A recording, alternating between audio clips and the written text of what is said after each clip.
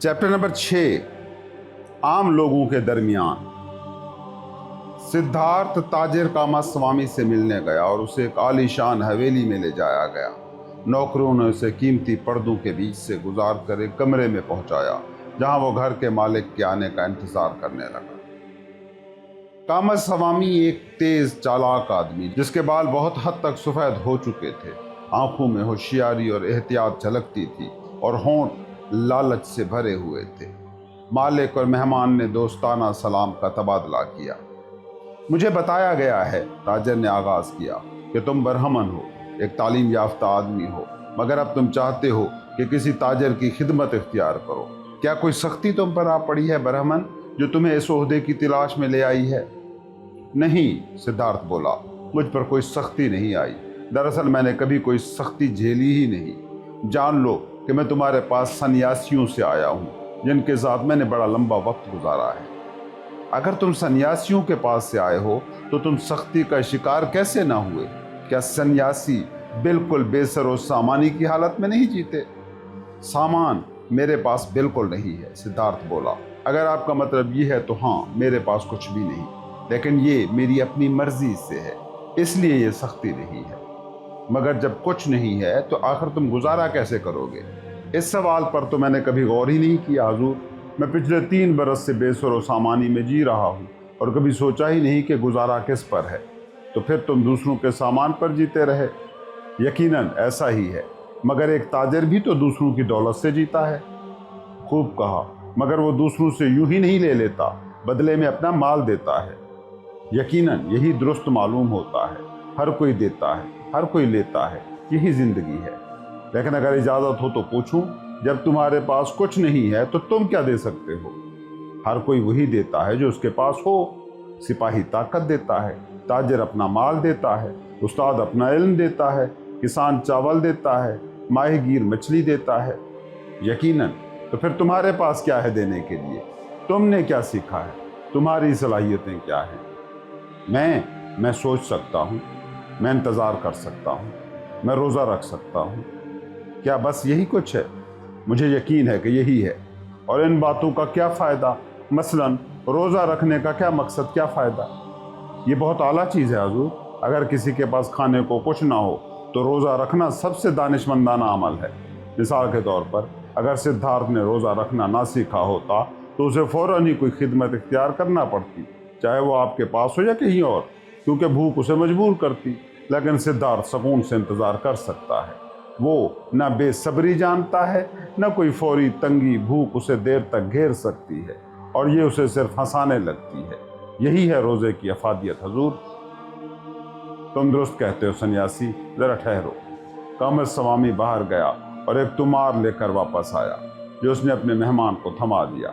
क्या तुम ये पढ़ सकते हो? सिद्धार्थ ने तुमार को देखा, जिस पर खरीदो फरोख्त की तहरीर लिखी थी, और उसने इसका मतन बुलंद आवाज़ में पढ़ना शुरू कर दिया। बहुत खूब, कामास्वामी ने कहा, और क्या तुम इस कागज़ पर कुछ लिख दोगे? उसने कागज़ और कलम दिया और सिद्धार्थ ने लिखकर उसे वापस कर दिया। कामास्वामी ने पढ़ा, लिखना अच्छा है, सोचना बेहतर है, होशियारी अच्छी है, सब्र बेहतर है। तुम शानदार लिखते हो बरहमन, ताजर ने तारीफ की। हमें अब भी बहुत सी बातें एक साथ करनी हैं। आज के लिए मैं चाहूँगा कि तुम मेरे मेहमान रहो और मेरे घर में क़याम करो। सिद्धार्थ ने उसका शुक्रिया अदा किया और दावत को कबूल कर लिया, और अब वो ताजिर के घर में रहने लगा। उसके लिए कपड़े लाए गए, जूते लाए गए, और एक खादिम रोज़ाना उसके लिए गुस्ल का इंतज़ाम करता। दिन में 2 बार शानदार खाने पेश किए जाते, मगर सिद्धार्थ दिन में सिर्फ 1 बार खाता, और ना गोश्त खाता न शराब पीता। कामास्वामी उसे अपने कारोबार के बारे में बताता, उसे माल और गोदाम दिखाता, खाते दिखाता, और सिद्धार्थ ने बहुत सी नई बातें सीखी। वो ज़्यादा सुनता और कम बोलता, और कमाला के अल्फाज याद रखते हुए वो कभी ताजर के सामने मातहत की तरह पेश ना आता, बल्कि वो उसे मजबूर करता कि उसके साथ बराबरी का सलूक करे, बल्कि अक्सर उससे ज़्यादा। कामास्वामी अपने कारोबार में पूरी दिल जमई और लगन से लगा रहता, बल्कि शौक से, मगर सिद्धार्थ उसे महज एक खेल समझता, जिसके असूल सीखने की वो कोशिश कर रहा था, लेकिन जिसकी हकीकत उसके दिल को छू नहीं सकी थी। कामास्वामी के घर आने के ज़्यादा दिन न गुजरे कि सिद्धार्थ ने उसके कारोबारी मामलात में हिस्सा लेना शुरू कर दिया। रोज़ाना उस वक्त पर जो कमाला ने मुकर्रर किया होता, वो हसीन कमाला से मिलने जाता, नफीस कपड़े और उम्दा जूते पहनकर। जल्द ही वो उसके लिए तोहफे भी ले जाने लगा। उसके ज़हीन सुर्ख होंठों ने उसे बहुत कुछ सिखाया, उसके नाजुक और चुस्त हाथों ने उसे बहुत कुछ सिखाया। वो जो मोहब्बत के मामले में अब भी एक लड़का था और खुशी की तरफ अंधी और बेताबाना लपक रखता था, जैसे किसी खाई में गिर रहा हो। अब उसे बाकायदा से ये तालीम दी जा रही थी कि खुशी पाने के लिए खुशी देना भी ज़रूरी है, कि हर इशारे, हर लम्स, हर छूने, हर निगाह और बदन के हर हिस्से का अपना राज होता है, और उस राज को जगाना उस शख्स के लिए खुशी लाता है जो ये हुनर जानता हो।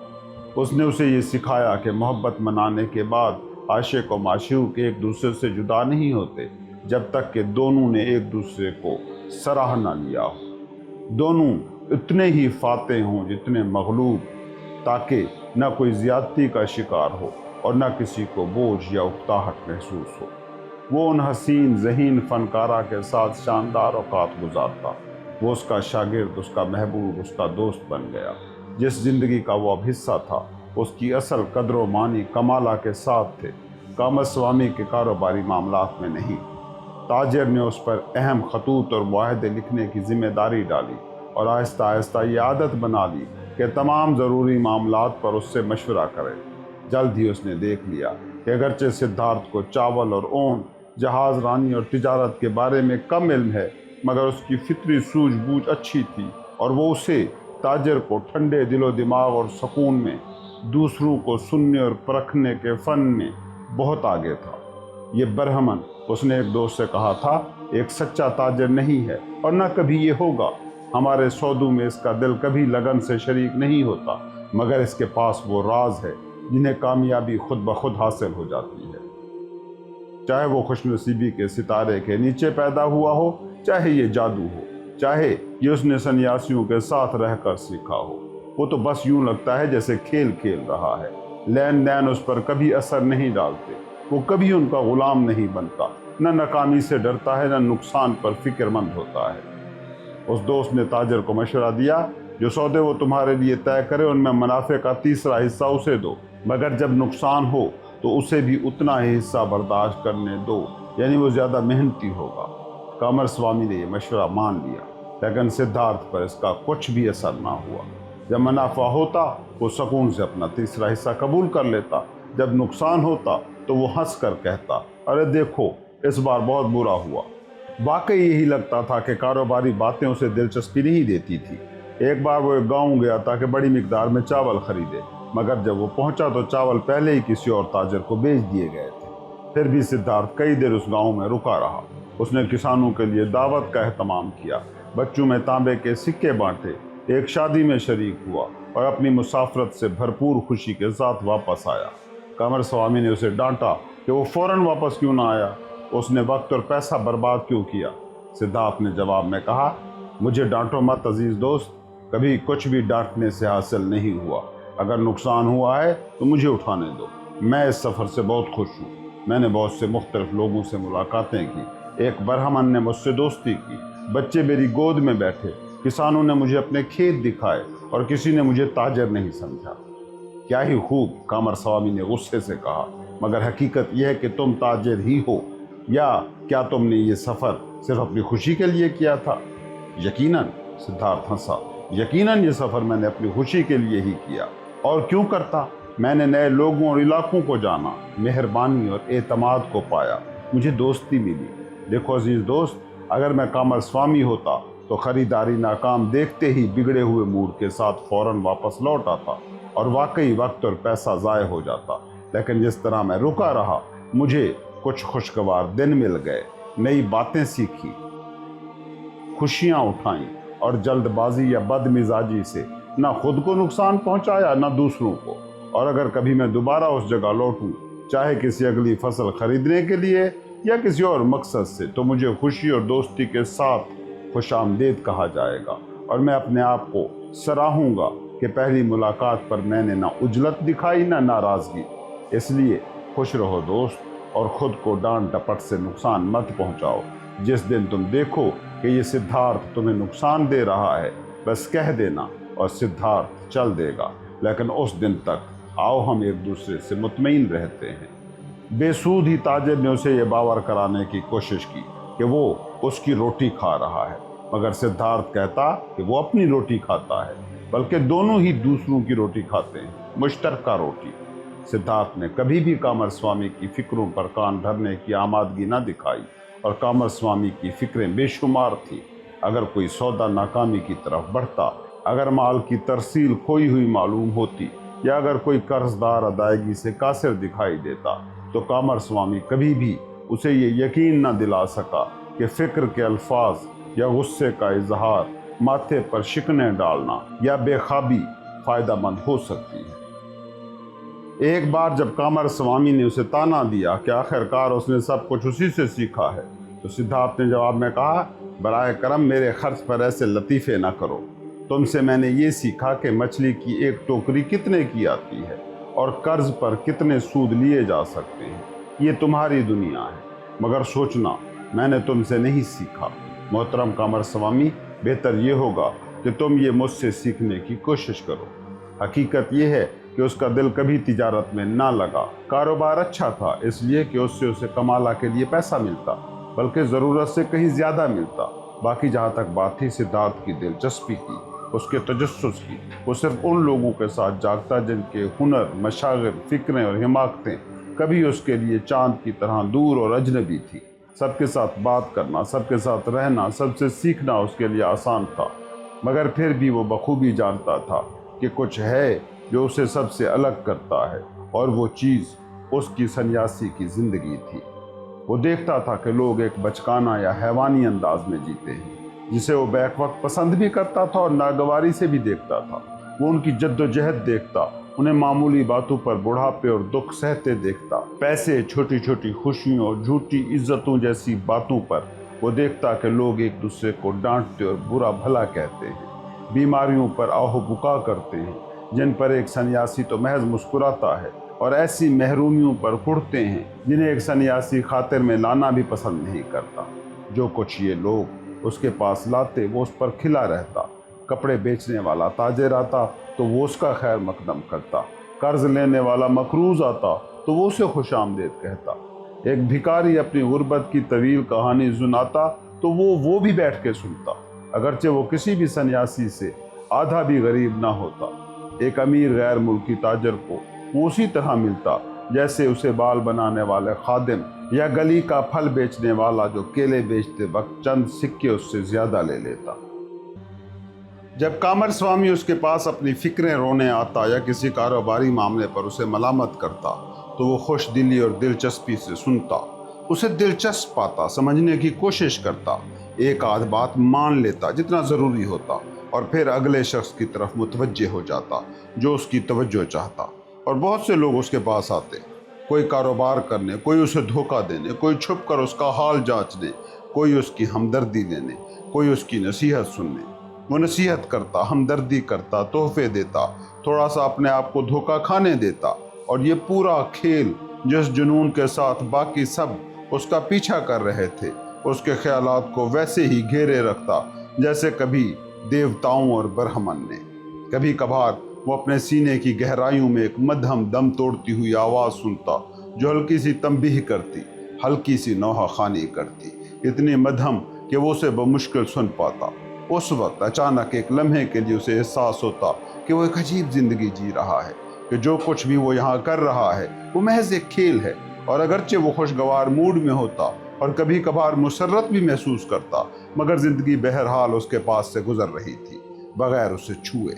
जैसे कोई बाजीगर अपनी गेंदों से खेलता है, वैसे ही वो अपने कारोबारी मामलात और लोगों के साथ खेल रहा था। उन्हें देखता, उनसे लुत्फ लेता, मगर उसका दिल जो उसकी हस्ती का सरचश्मा था वो उसमें शामिल न था। वो सरचश्मा कहीं और बह रहा था, जैसे उससे दूर नजर ना आता हुआ मगर बहता हुआ, और अब उसकी जिंदगी का हिस्सा ना रहा था। कभी कभी वो इन ख्यालात से खौफजदा हो जाता और चाहता कि उसे भी इजाज़त हो कि वो इन सब बचकाना मशागिल में पूरे जोश और दिल से शरीक हो, कि वो वाकई जिए, वाकई अमल करे, एक्शन ले, वाकई लुत्फानंदोज हो, ना कि महज तमाशाई की तरह खड़ा देखता रहे। लेकिन बार बार वो फिर हसीन कमाला के पास लौट आता, मोहब्बत का फ़न सीखता, लज्जत के उस मजहब की मशक करता जिसमें सबसे बढ़कर देना और लेना एक हो जाते हैं। वो उससे बात करता, उससे सीखता, उसे मशवरे देता और उससे मशवरे लेता। वो उसे उससे बेहतर समझती थी जितना गोविंदा ने कभी समझा था। वो उससे ज़्यादा मुशाबा थी। एक बार उसने उससे कहा, तुम मेरी तरह हो, तुम आम लोगों से मुख्तलिफ हो, तुम कमाला हो और बस, और तुम्हारे अंदर एक सुकून है, एक पनाहगाह है जिसमें तुम कभी भी लौट सकती हो और अपने अंदर घर जैसा सुकून पा सकती हो, बिल्कुल वैसे जैसे मैं पा सकता हूँ। ये कम ही लोगों के पास है, हालांकि सबके पास हो सकता है। सब लोग इतने होशियार नहीं होते ना, कमाला ने कहा। नहीं, सिद्धार्थ ने जवाब दिया, ये वजह नहीं है। कामर सवामी भी मेरी तरह होशियार है, मगर उसके अंदर कोई पनाहगाह नहीं है। और कुछ लोग हैं जिनका जहन छोटे बच्चों जैसा है और फिर भी उनके पास है। ज्यादातर लोग कमाला ऐसे हैं जैसे कोई गिरता हुआ पत्ता, हवा में मुड़ता, घूमता, झूमता और आखिरकार जमीन पर गिर पड़ता। लेकिन कुछ लोग ऐसे भी हैं जो बहुत कम हैं, जो सितारों की तरह हैं, एक मुकर्ररा रास्ते पर गामजन। कोई हवा न उन तक पहुंच सकती है क्योंकि वो अपना कानून, अपना रास्ता अपने अंदर रखते हैं। जितने भी आलिम और सन्यासी मैंने देखे हैं, उनमें से सिर्फ एक ऐसा था, एक कामिल इंसान, मैं उसे कभी नहीं भूलूंगा। वो गौतम, बरतर इंसान जिसने ये तालीम दी। हजारों शागिर्द उसकी बातें हर रोज सुनते हैं और वैसा ही करते हैं जैसा वो कहता है, मगर वो सब महज गिरते हुए पत्ते हैं। उनके अपने अंदर न कोई तालीम है, न कोई कानून। कमाला ने उसे मुस्कुरा कर देखा और कहा, फिर तुम उसी का जिक्र कर रहे हो? फिर तुम्हारे ख्यालात सन्यासियों वाले हो रहे हैं? सिद्धार्थ खामोश हो गया और फिर वो दोनों मोहब्बत का खेल खेलने लगे। उन 30 या 40 मुख्तलिफ खेलों में से एक खेल जो कमाला जानती थी। उसका बदन लचकदार था, जैगुआर की मानद और शिकारी की कमान की मानद। जिसने उससे मोहब्बत सीखी वो लज्जतों और राजों में माहिर हो गया। वो देर तक सिद्धार्थ के साथ खेलती रही, कभी उसे लुभाती, कभी परे धकेलती, कभी मजबूर करती, कभी अपने करीब खींचती, उसके कमाल पर खुश होती, यहाँ तक कि आखिरकार वो मगलूब हुआ और उसके पहलू में थक हार कर गिर पड़ा। वो तवायफ उसके ऊपर झुकी, उसके चेहरे और उसकी थकी आंखों में देर तक झांकती रही। मोहब्बत के फन में उसने सोच में डूब कर कहा, तुम सबसे बेहतरीन हो जो मैंने कभी देखा। तुम दूसरों से ज्यादा मजबूत हो, ज्यादा चाबुक दस्त हो, ज्यादा आमादा हो। तुमने मेरा फन खूब सीखा है। सिद्धार्थ, किसी दिन जब मैं बड़ी हो जाऊंगी, मैं चाहूंगी कि तुम्हारा बच्चा जनूं, और फिर भी महबूब, इस तमाम अरसे में तुम एक सन्यासी ही रहे हो। आज भी तुम मुझसे मोहब्बत नहीं करते, तुम किसी से मोहब्बत नहीं करते। क्या ऐसा नहीं है? हो सकता है ऐसा ही हो, सिद्धार्थ ने थकन से कहा। मैं तुम्हारी तरह हूं, तुम भी मोहब्बत नहीं करती, वरना तुम मोहब्बत को फन के तौर पर बरत कैसे सकती? शायद हमारे जैसे लोग मोहब्बत करने के अहल ही नहीं होते। बच्चे वाले लोग मोहब्बत कर सकते हैं, ये उनका राज है। चैप्टर नंबर 7, संसार। काफी अरसे तक सिद्धार्थ दुनियावी जिंदगी के लुत्फ लज्जत में रहा, मगर उसका हिस्सा न बना। वो हवास जिन्हें उसने सन्यासी के खुश्क बरसों में दबा रखा था, फिर से जाग उठे थे। उसने दौलत, ऐशो इशरत और इक़्तिदार का जायका चखा, लेकिन दिल की गहराइयों में वो बहुत देर तक एक सन्यासी ही रहा। कामिला, वो ज़हीन औरत, इस बात में दुरुस्त थी। हमेशा सोचने, इंतज़ार करने और रोज़ा रखने के जो फ़नून उसने सीखे थे, वही उसकी ज़िंदगी की रहनुमाई करते रहे। और जो लोग दुनियावी ज़िंदगी गुजारते थे, बच्चों जैसे लोग, वो उसके लिए अजनबी रहे, जैसे वो उनके लिए अजनबी था। साल गुजरते गए और सिद्धार्थ आसाइशों में लिपटा हुआ वक्त का गुजरना मुश्किल ही से महसूस कर पाया। वो दौलतमंद बन गया, उसने अपना एक घर बना लिया था, अपने लिए खादिम रख लिए थे और शहर के बाहर दरिया के किनारे एक बाग का मालिक हो गया था। लोग उसे पसंद करते थे, पैसों या मशवरे के लिए उसके पास आते थे, मगर कामला के सिवा उसके करीब कोई ना था। वो बेदारी, वो नूरानी कैफियत जो उसने अपनी जवानी के उरूज में एक बार महसूस की जब उसने गौतम की तकरीर सुनी थी, जब वो गोविंद से जुदा हुआ था। वो शौक, वो तन्हा वकूफ, वो बेखौफी के बगैर उस्ताद और अकीदे के भी अपनी ही रूह की आवाज़ सुनी जा सकती है, वो सब रफ्ता रफ्ता याद बन गए, आर्जी साबित हुए। वो मुकद्दस चश्मा जिसकी सरगोशियाँ उसने अपने अंदर करीब से सुनी थी, अब दूर और धुंधला हो गया था। बहुत कुछ जो उसने सन्यासियों से, गौतम से और अपने ब्राह्मण बाप से सीखा था, उसके साथ बहुत देर तक रहा। मियाना रवि की जिंदगी, गौर व फिक्र का लुत्फ, समाधि के लम्हात और अपने नफ्स का वो राज जो न बदन है न शऊर, ये सब बहुत देर तक उसमें कायम रहे, मगर फिर एक एक करके तह में बैठते गए और धूल में छुप गए। जिस तरह कुमार का पहिया एक बार घुमा दिया जाए तो देर तक घूमता रहता है और फिर आहिस्ता आहिस्ता सुस्त होकर रुक जाता है, इसी तरह तज़किया, गौर व फिक्र और तमीज़ का पहिया सिद्धार्थ की रूह में बहुत देर तक घूमता रहा। अभी भी घूम रहा था, लेकिन ये गर्दिश सुस्त और कमज़ोर हो रही थी। वो थमने लगी थी, जैसे नमी मुर्दा दरख्त के तने में आहिस्ता आहिस्ता उतर कर उसे सड़ा देती है। इसी तरह दुनियादारी और सुस्ती सिद्धार्थ की रूह में उतरती गई, उसे भारी, बोझल और मदहोश करती गई, मगर साथ ही उसके हवास जाग उठे। उन्होंने बहुत कुछ सीखा और भुगता।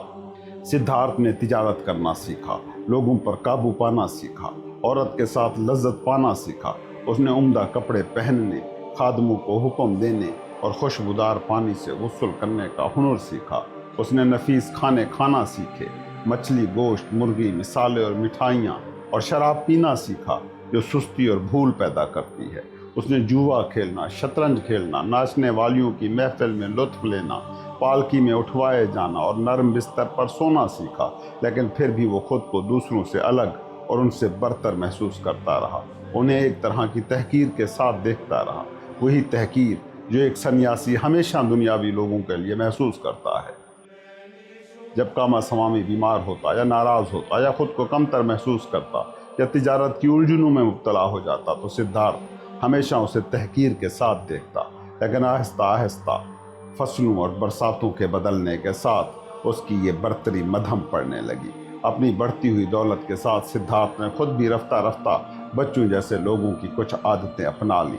उनकी बचगाना तबीयत, उनके डर और कमज़ोरियाँ, और फिर भी वो उनसे हसद करता। जितना ज़्यादा वो उन जैसा होता गया उतना ही ज़्यादा वो उनसे एक एक चीज़ पर रश करता जो उसके पास ना थी। अपनी ज़िंदगी को अहमियत देने की ताकत, अपनी शदीद ख्वाहिशों और डर के साथ जीने की अहलियत, उनकी वो बेचैन मगर शीरी मुसर्रत जो उनकी दायमी शिफ्तगियों से जन्म लेती थी। खुद पर, औरतों पर, अपनी औलाद पर, इज़्ज़त या दौलत पर, मंसूबों या उम्मीदों पर, मगर ये बचकाना खुशी और ये मासूम हिमाकत वो उनसे न सीख सका।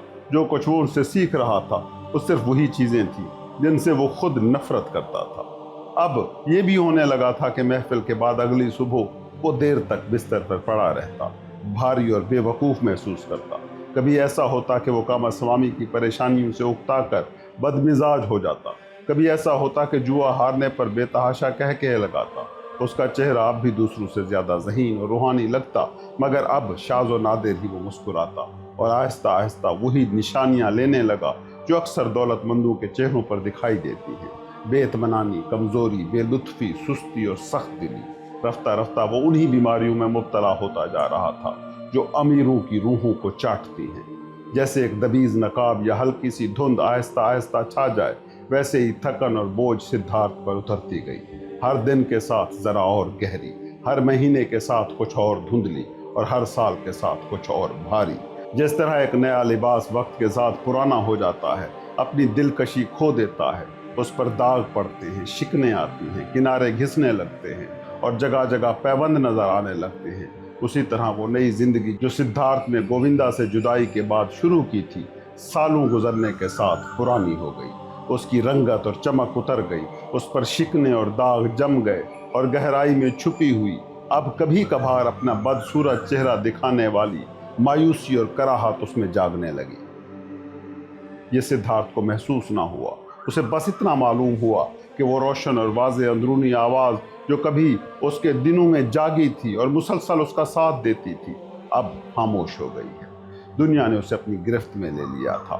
लज्जत, हवस, काहली और आखिर में लालच भी, वो बुराई जिसे वो सबसे ज़्यादा बेवकूफ़ाना समझता था और हमेशा हकीर जानता था। जायदादें, मिल्कियत और दौलत ने आखिरकार उस पर काबू पा लिया।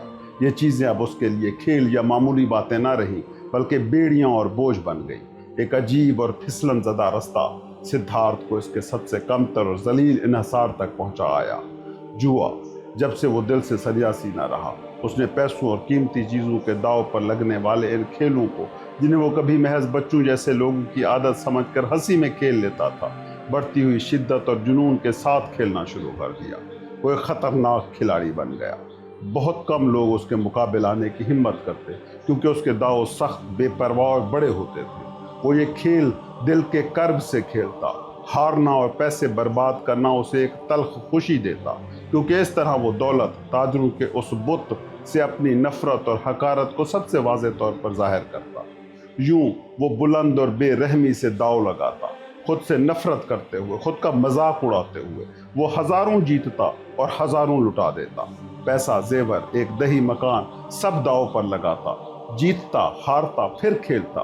وہ خوف، وہ شدید اور گھٹن زدہ خوف جو اسے پاسا پھینکتے وقت محسوس ہوتا جب اپنی بھاری شرطوں پر وہ لرزتا، وہی اس کا محبوب تھا۔ بار بار وہ اسی خوف کو تازہ کرنے، اسے بڑھانے اور اس کی شدت میں اضافہ کرنے کے لیے جوا کھیلتا، کیونکہ صرف اسی خوف کے حصار میں وہ کچھ ایسا محسوس کرتا جو خوشی جیسا تھا، جو نشے جیسا تھا، جو اس بے ذائقہ، پھیکی اور بے جان زندگی میں کسی بلند سرشاری جیسا تھا۔ اور ہر بڑی ہار کے بعد وہ نئے مال کا خواب دیکھتا، زیادہ محنت سے تجارت کرتا، قرض داروں پر دباؤ ڈالتا تاکہ پھر کھیل سکے، پھر سب کچھ لٹا سکے، تاکہ دولت سے پھر اپنی حقارت کا اظہار جاری رکھ سکے۔ اب وہ وہی سکون کھو بیٹھا تھا جو پہلے نقصان پر اس کے ساتھ ہوتا۔ وہ صبر کھو بیٹھا تھا جب دوسرے اپنی ادائیگی میں تاخیر کرتے۔ بھکاری آتے تو اب اس کا دل نہیں چاہتا تھا کہ انہیں خیرات دے یا قرض دے۔ وہی شخص جو کبھی جوا کھیلتے ہوئے ایک ہی داؤ پر 10,000 ہار کر کہکے لگاتا تھا، اب اپنے کاروبار میں تنگ دل اور چھوٹا ہو گیا تھا، اور رات کو کبھی کبھی اسے خواب میں بھی دولت دکھائی دینے لگی تھی۔ جب کبھی وہ اس ناپسندیدہ جادو سے جاگتا، جب کبھی وہ آئینے میں اپنی عمر رسیدہ اور بدنما شکل کو دیکھتا، جب کبھی شرم اور کراہت کا وہ سامنا کرتا تو مزید جوئے میں پناہ ڈھونڈتا، شراب اور لذت میں اپنے آپ کو بہکاتا اور پھر دولت جمع کرنے کی مشقت میں دوڑ پڑتا۔ اس بے مقصد دائرے میں وہ خود کو تھکا رہا تھا، بوڑھا کر رہا تھا، بیمار کر رہا تھا۔ اور پھر ایک دن خواب نے اسے خبردار کیا۔ اس نے شام کے اوقات کاملا کے حسین باغ میں گزارے تھے۔ وہ درختوں کے نیچے بیٹھے باتیں کر رہے تھے۔ کاملا نے سنجیدہ لہجے میں ایسی باتیں کی جن کے پیچھے غم تھا، تھکن تھی۔ اس نے سدھارتھ سے کہا اسے گوتم کے بارے میں بتائے، اور وہ جی نہیں بھرتا تھا سننے سے۔ اس کی آنکھوں کی پاکیزگی، اس کے ہونٹوں کی سکون بھری خوبصورتی، اس کی مسکراہٹ کی نرمی، اس کی چال کی متانت، اس کی زندگی میں موجود وقار۔ جب وہ بہت دیر تک بدھ کی باتیں سنتی رہی تو آہ بھری اور کہا، ایک دن، شاید جلد ہی، میں بھی اس بدھ کی پیروی کروں گی۔ میں اسے اپنا باغ بخش دوں گی اور اس کے دین میں پناہ لوں گی۔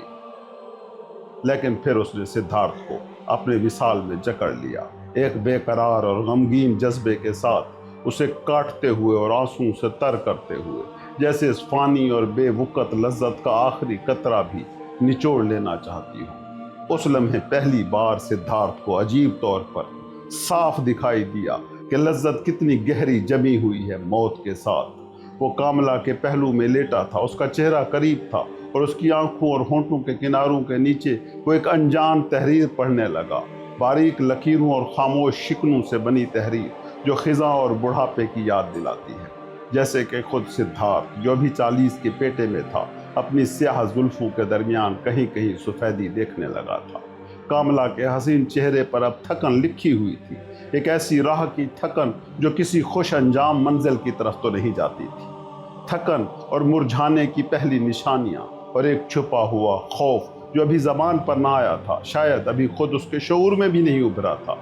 بڑھاپے کا خوف، خزاں کا خوف، موت کا خوف۔ آہ بھرتے ہوئے سدھارتھ نے اس سے رخصت لی۔ اس کا دل بوجھل تھا اور روح میں ایک اندیکھی پریشانی چھپی ہوئی تھی۔ سدھارتھ نے رات اپنے گھر میں شراب اور رقص کرنے والی لڑکیوں کے ساتھ گزاری، دوسروں کے ساتھ برتری کا دکھاوا کیا تھا، حالانکہ اب وہ کسی سے برتر نہ رہا تھا۔ بہت شراب پی، آدھی رات کے بعد تھکا ماندہ اور بے چین، آنسو اور مایوسی کے ساتھ وہ جا کر بستر پر لیٹ گیا۔ بہت دیر تک نیند نہ آئی، دل ایسی گھٹن اور کراہت سے بھرا تھا جو اب ناقابل برداشت لگتی تھی، وہی کراہت جو اس کے اندر شراب کے بے مزہ اور بد ذائقہ ذائقے کی طرح دوڑتی تھی، وہی کراہت جو ناگوار حد تک میٹھی موسیقی کی طرح، رقاصاؤں کی نرم و بناوٹی مسکراہٹوں کی طرح، ان کے جسم اور بالوں کی بھینی بھینی خوشبو کی طرح اس پر چھا گئی تھی۔ लेकिन सबसे बढ़कर उसके लिए सबसे कड़वा लम्हा वो खुद था। उसे अपने खुशबू लगे बालों से नफरत महसूस हुई, अपने सांस से उठती शराब की बू से कराहत हुई, अपनी जल्द की ढीलाहट और बेजारी से घिन आई। जैसे कोई शख्स बहुत ज्यादा खा पी कर कह कर देता है और अजियत के बावजूद सुकून महसूस करता है, वैसे ही जागते सिद्धार्थ के दिल में ख्वाहिश उभरी कि कोई जबरदस्त लहर उठे, कराहत की ऐसी लहर जो इसे इस ऐशो इशरत, इन आदतों, इस पूरी ला हासिल जिंदगी और खुद उसके वजूद से भी निजात दे दे। सुबह की पहली किरणों और बाहर गली की पहली हलचल के साथ वो जरा सा सो गया, नीम बेहोशी और आधी सी नींद में, और उसी वक्त उसे ख्वाब आया। कामला के पास एक नायाब सा परिंदा था जो वो सुनहरी पिंजरे में रखती थी। सिद्धार्थ ने ख्वाब में उसे देखा। वो परिंदा जो हमेशा सुबह के वक्त गाता था खामोश हो गया था। ये खामोशी उसे चौंका गई। वो पिंजरे के पास गया, अंदर झांका तो परिंदा मुर्दा पड़ा था। उसने उसे निकाला, कुछ देर हथेली पर तोला और फिर उसे सड़क पर फेंक दिया, और उसी लम्हे खौफ और दहशत ने उसे घेर लिया। दिल पर एक चुभन हुई, जैसे उस परिंदे के साथ ही उसने हर उस चीज को फेंक दिया हो जो कीमती थी, जो बामानी थी। ये ख्वाब देखकर वो हड़बड़ाकर जागा और अपने गिर्द गहरा दुख महसूस किया। उसे लगा कि जिस जिंदगी में वो जी रहा है वो सब बेकीमत और बेमानी है। कोई कीमती या अहमियत रखने वाली चीज उसके हाथ में बाकी न थी। वो तन्हा खड़ा था, खाली, बिल्कुल ऐसे जैसे कोई जहाज तबाह होकर तन्हा साहिल पर जा फेंका गया हो। दिल की कैफियत अंधेरी थी। वो अपने ही एक बाग में गया, दरवाजा बंद किया और एक आम के दरख्त के नीचे बैठ गया। दिल में मौत का एहसास था, सीने में दहशत भरी हुई थी। वहां बैठे बैठे वो अंदर से मर रहा था, अंदर ही अंदर सूख रहा था, खत्म हो रहा था। और आखिरकार उसने अपने ख्यालात समेटे और दिल ही दिल में अपनी जिंदगी के सारे रस्तों को याद करने लगा, इब्तदा से लेकर अब तक। क्या कभी उसने खुशी जानी थी? क्या कभी असल सरूर उसने महसूस किया था? हाँ, कई बार। बचपन में जब उसने ब्रह्मनों की दुआएं सबसे बेहतर याद की, जब उसने आलमों के साथ बहसें जीती, जब कुर्बानियों में हाथ बटाया, उस वक्त दिल के अंदर एक आवाज गूंजी थी, एक रास्ता तुम्हारे लिए है, तुम्हें उसी के लिए बुलाया गया है, देवता तुम्हारा इंतजार कर रहे हैं। और जवानी में भी जब वो अपने हम उम्रों के झुंड से अलग उठा लिया गया था और सोच के सबसे ऊंचे हदफ की तलाश में बढ़ता जा रहा था, जब उसने बरहमन को पाने की जद्दोजहद में खुद को थका दिया था, जब हर नई मार्फत एक नई तिश्नगी को जन्म देती थी, तब भी दिल कहता था आगे बढ़ो, कोशिश करो, तुम्हारी एक पुकार है। यही आवाज़ उसने सुनी थी जब उसने घर छोड़कर सन्यासी की जिंदगी अपनाई। यही आवाज़ जब उसने सन्यासियों को छोड़कर कामिला को ढूंढा, और यही आवाज़ जब गौतम बुद्ध को छोड़कर अनजाने रास्ते पर वो चल निकला। लेकिन कब से उसने ये आवाज़ें नहीं सुनी थी? कितनी मुद्दत हो गई थी कि वो नई बुलंदियों पर नहीं गया था। कितनी सपाट, कितनी बेजायका हो गई थी उसकी राह इन सालों में। ना कोई ऊंचा मकसद, ना कोई प्यास, ना कोई सरशारी, बस छोटी छोटी लज्जतों पर राजी हो जाना और फिर भी कभी मुतमईन ना होना। ये सारे साल वो लाशऊरी तौर पर कोशिश करता रहा कि इन सब आम लोगों जैसा हो जाए, इन बच्चों जैसा। लेकिन उसकी ज़िंदगी इन सबसे ज़्यादा गरीब और महरूम थी, क्योंकि उनके मकासद उसके ना थे, ना उनकी फिक्रें उसकी थी। ये सब कुछ कामास्वामी जैसे लोगों की दुनिया महज एक खेल था उसके लिए, एक रक्स जिसे वो देख रहा था, एक तमाशा। बस एक कामिला थी जो उसके दिल को अजीज रही, बस वही कदर वाली थी। लेकिन क्या उसे अब भी उसकी ज़रूरत थी, या कामिला को उसकी? क्या वो दोनों एक ऐसा खेल खेल रहे थे जिसकी कोई इंतहा नहीं? क्या उसके लिए जिंदा रहना ज़रूरी था? नहीं, ये ज़रूरी ना था। ये खेल, ये सारा तमाशा संसार कहलाता था। एक खेल बच्चों के लिए जिसे शायद कभी एक बार, दो बार, 10 बार मीठे अंदाज में खेला जा सकता था, लेकिन बार बार और मुसलसल सिद्धार्थ ने जान लिया कि खेल खत्म हो चुका था। वो अब इसे मजीद जारी नहीं रख सकता था। उसके बदन में एक झुरझुरी सी दौड़ गई। उसने अंदर ही अंदर महसूस किया कि कोई चीज़ है जो अभी मरी है। उस पूरे दिन सिद्धार्थ आम के दरख्त के नीचे बैठा अपने बाप को सोचता रहा, गोविंदा को सोचता रहा और गौतम को याद करता रहा। क्या उसे सबको पीछे छोड़ देना पड़ा था सिर्फ कामास्वामी बनने के लिए? वो वहीं बैठा रहा यहाँ तक कि रात आ गई। जब ऊपर निगाह उठाई और सितारे देखे तो उसने सोचा यहाँ मैं अपने आम के दरख्त के नीचे अपने बाग लज्जत में बैठा हूँ। उसके होंठों पर हल्की सी मुस्कुराहट आई। क्या ये ज़रूरी था? क्या ये मुनासिब था? या ये महज एक बेवकूफ़ाना खेल था कि वो एक आम का दरख्त रखता था, एक बाग रखता था? ये भी ख़त्म हो गया, ये भी उसके अंदर मर गया। वो खड़ा हुआ, आम के दरख्त को अलविदा कहा, बाग को अलविदा कहा, क्योंकि उस दिन उसने कुछ खाया नहीं था। उसे शदीद भूख महसूस हुई और अपने शहर के घर को याद किया, अपने कमरे को, अपने बिस्तर को याद किया, खानों से सजी मेज़ को याद किया। थकी हुई सी मुस्कुराहट के साथ उसने खुद को झटका और इन सब चीज़ों को भी अलविदा कह दिया। उसी रात, उसी घड़ी सिद्धार्थ ने अपना बाग छोड़ दिया, अपना शहर छोड़ दिया और फिर कभी वापस न आया।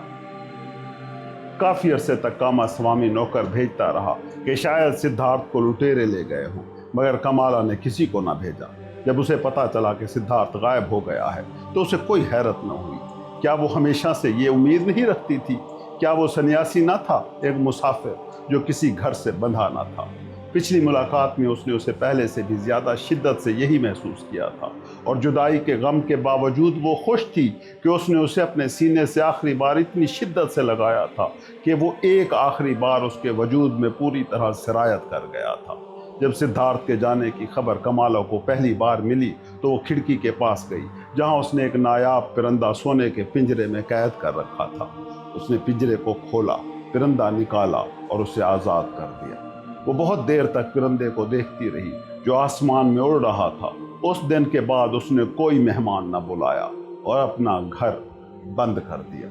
कुछ ही अरसे बाद जाहिर हो गया कि सिद्धार्थ के साथ उसकी आखिरी मुलाकात ने उसे मां बना दिया था।